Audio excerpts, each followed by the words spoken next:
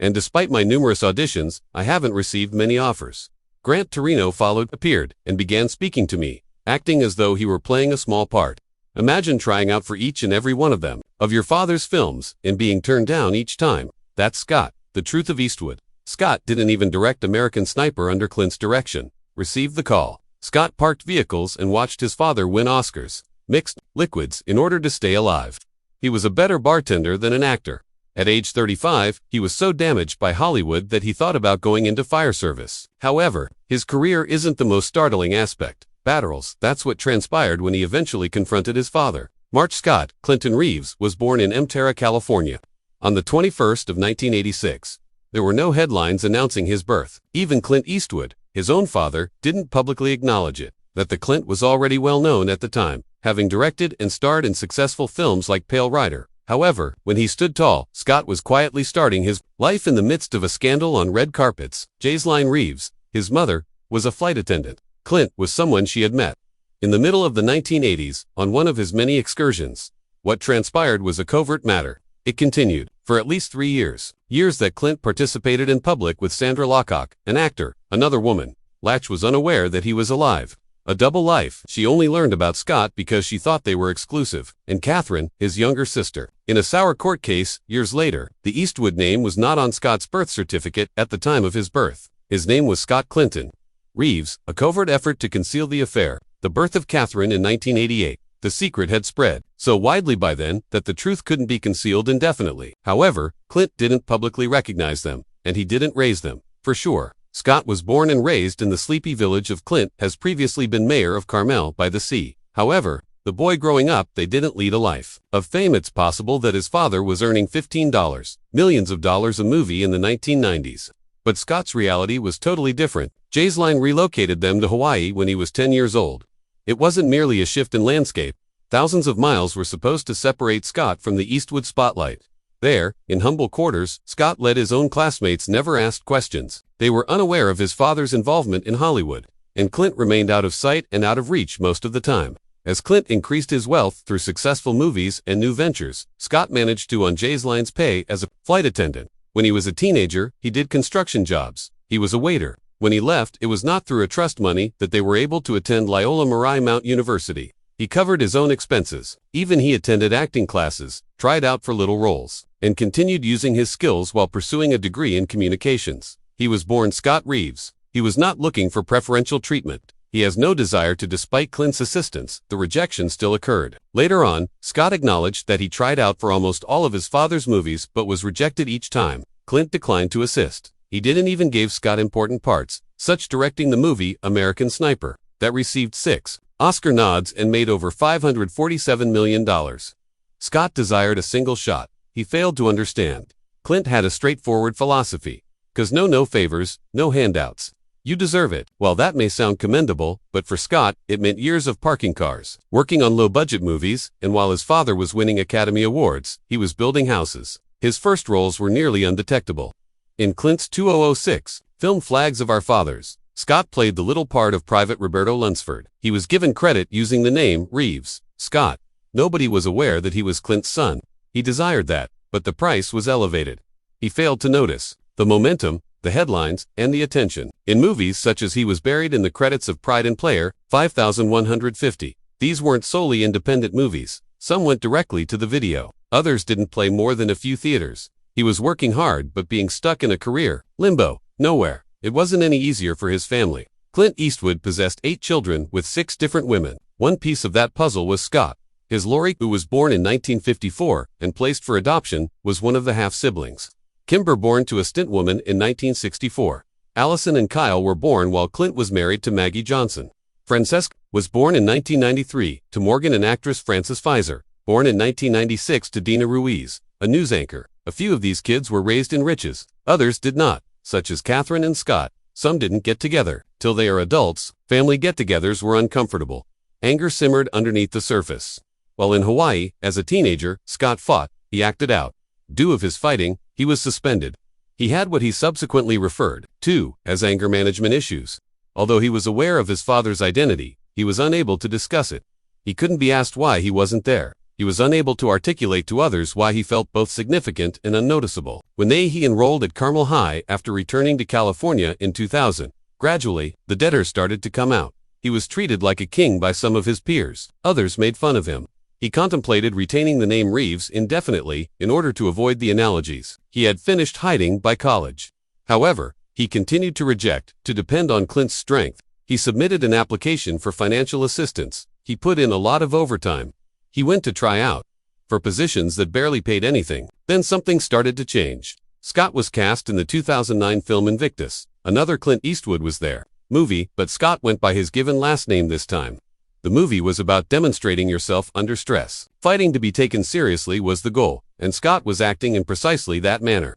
Scott Eastwood, who was only 26, took a huge danger. Not one, but 3 horror movies signed him to a deal. His part in no one even recognized his name, and Texas Chainsaw 3D would have forced him into a trilogy. True name, he continued to go as Scott Reeves, in order to avoid being called Clint, the son of Eastwood.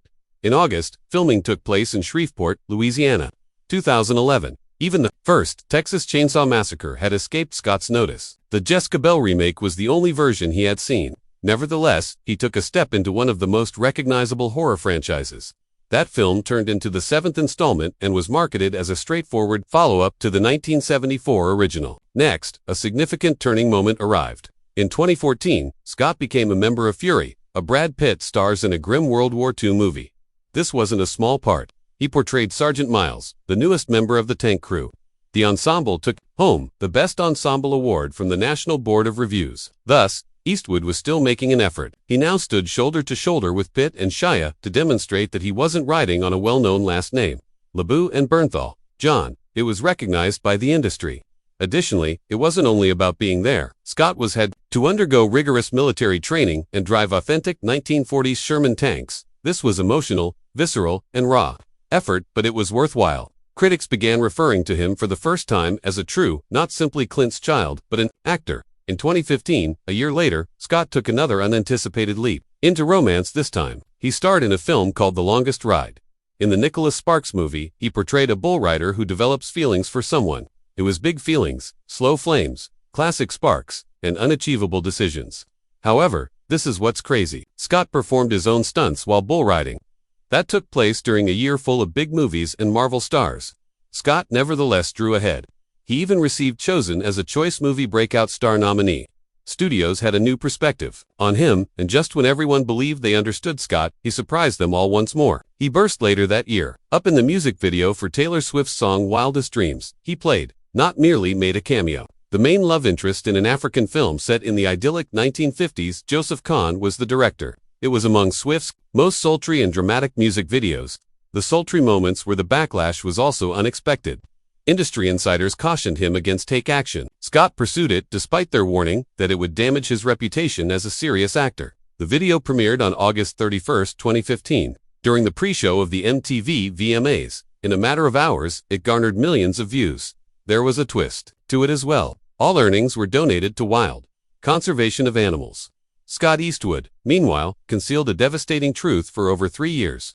In a 2017 interview with GQ Australia, he ultimately disclosed the truth. Jewel Brangman, his lover, lost her life in a car accident back in 2014.